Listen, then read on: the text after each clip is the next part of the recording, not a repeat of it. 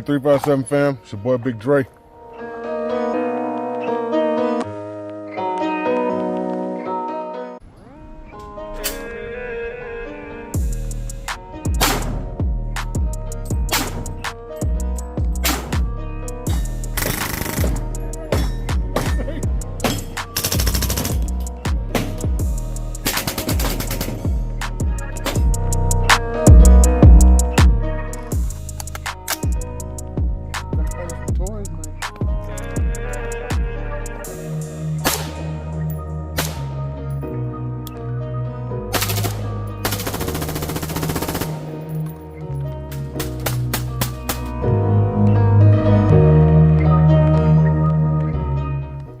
Yo, what's good, 357 fam? It's your boy Big Dre, back again another video.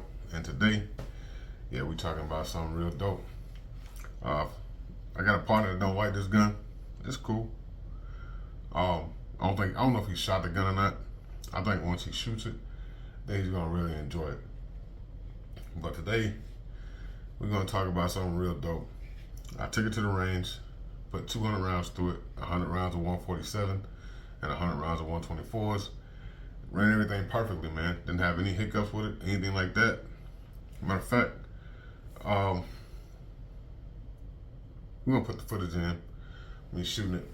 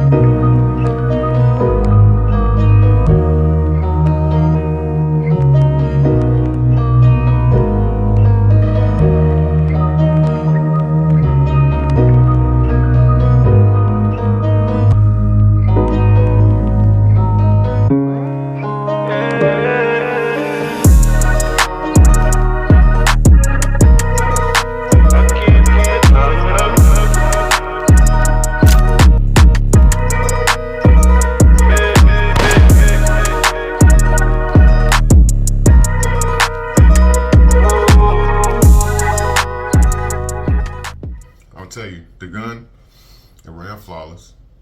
The recoil, it's not a whole lot of recoil, very manageable recoil. It's a comfortable recoil. The gun shoots really soft. It's not, I'm not gonna say it shoots soft, but it doesn't have like a whole lot of muzzle flip. But it does sit in the hand very well while you're shooting. It does sit very well. It's really comfortable to hold. I didn't do anything to the grips. I basically just took it out of the box, took it to the range, start shooting.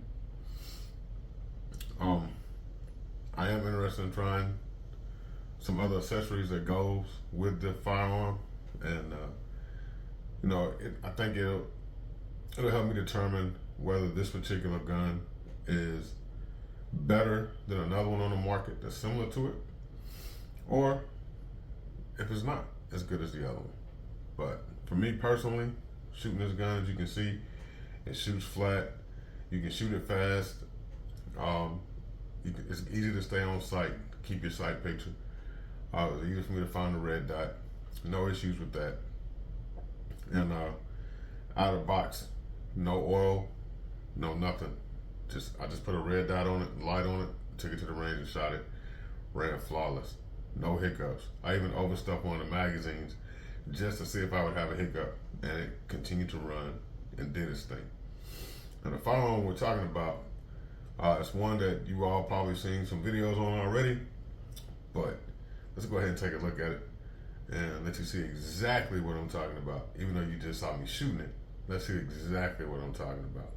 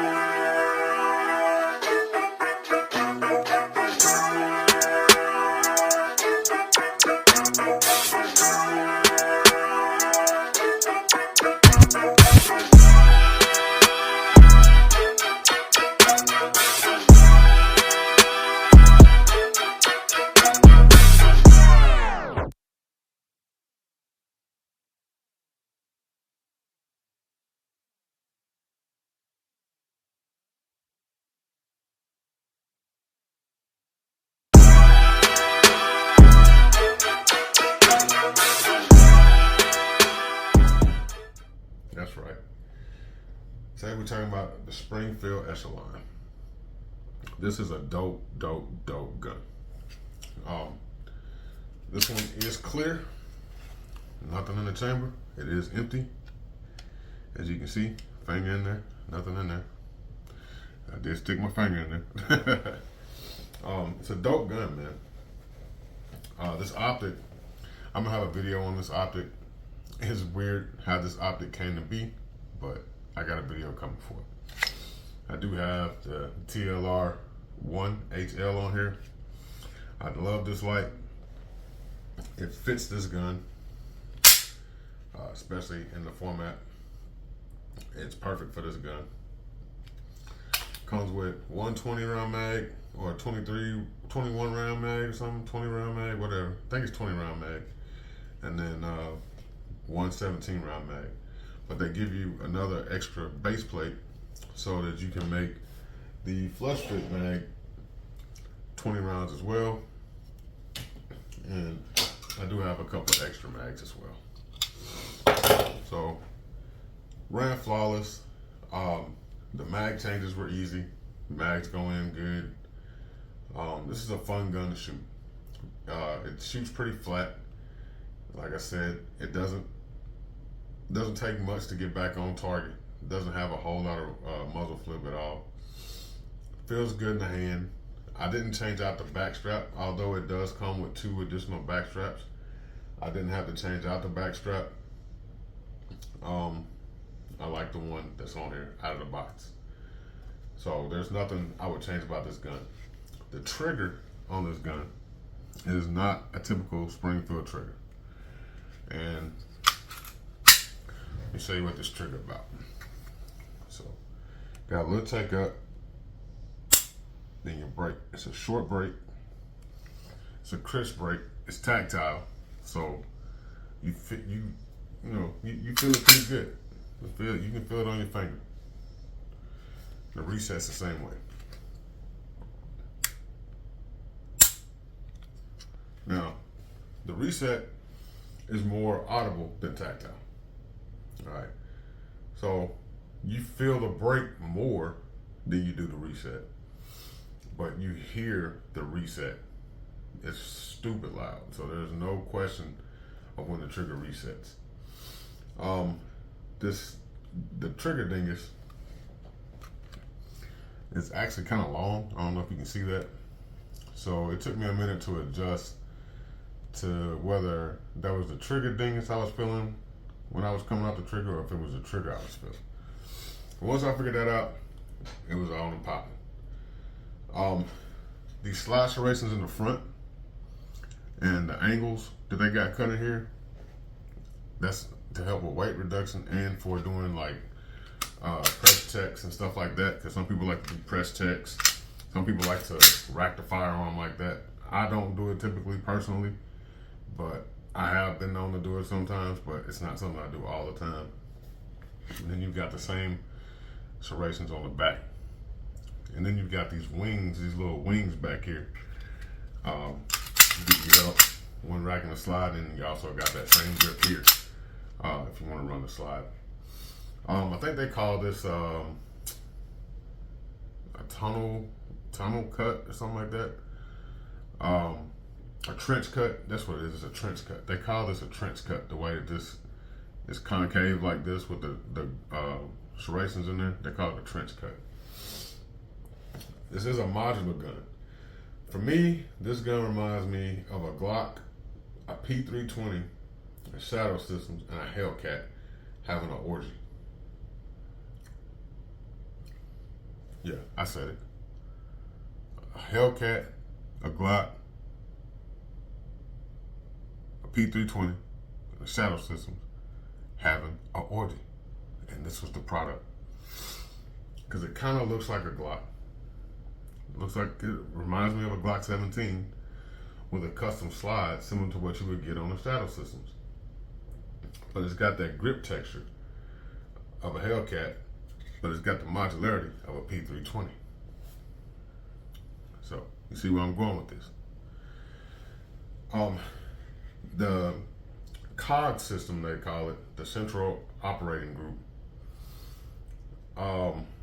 is similar to the fire control unit of a SIG. You remove your takedown lever, pull it out, then take out the slide, and then you pull the cog out, and you can drop it into another frame.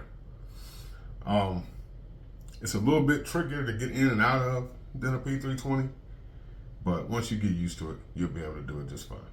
And I'll put up a picture showing you what it looks like all taken apart. I did take it apart just to see what it was like. I'm not going to show it on camera because I don't want YouTube tripping. YouTube be tripping. Y'all be bugging. The final choice, my sister called him cute. Y'all be bugging, son. But yeah, this thing right here, it's a sexy ass gun. The optic system they got out here, you don't need any mounting plates. It'll hold up to 30 optics. Comes with these little pins, and all you do is reconfigure the pins the way you need them for the optic that you're mounting. So I think it'll do Delta Pro footprint, Armor, and I'm not sure what else. It's like 30 optics you can put on it. But this one comes out of the box. When you take the plate off, it's already set up for an Armor. So when I put this optic on, as you see, it looks real similar to another optic on the market. I didn't have to do nothing but just set it on there and put the screws in, because it uses the Armor footprint. But yeah, the sights on this one, it came with the U-Notch high-vis night sights. Same sights you get on the Hellcat Pro. I love those sights. Those are my favorite sights. I run those on any gun I can get them on. And yeah, they're great sights, man. I love them. Easy to pick up. And the way this optic is mounted, you can still use your sights without having to have suppressor height sights, which is something that I really like about that.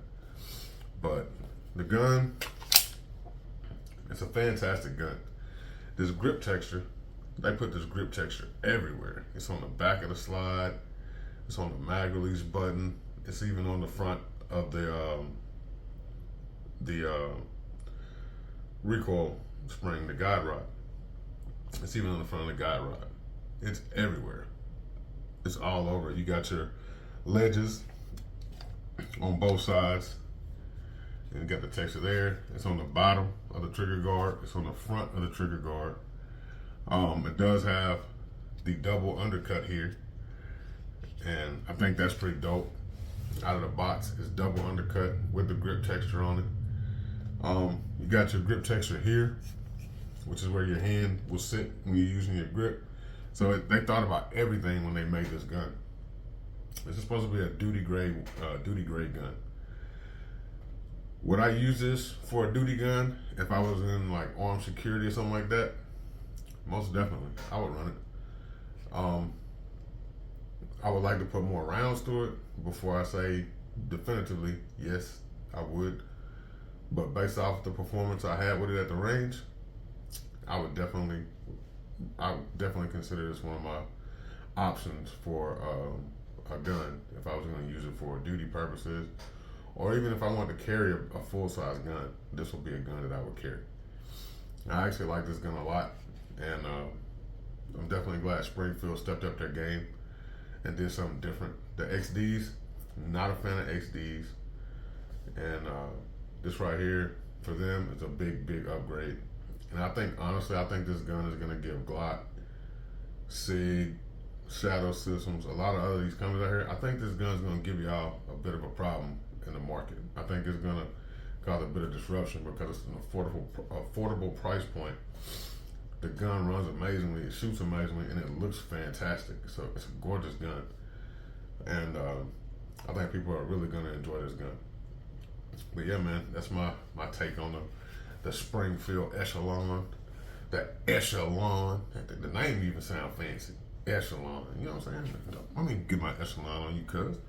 Man, the name even fancy. But for real though, man, I appreciate y'all coming through. Sorry it's been so long, your boy been away, but I'm back. Banging out these videos, and appreciate y'all hanging in there with me, man. A lot going on.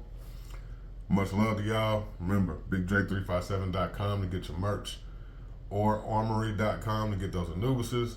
And we're going to catch y'all on the next one, man. Be blessed. Stay dangerous. Deuces.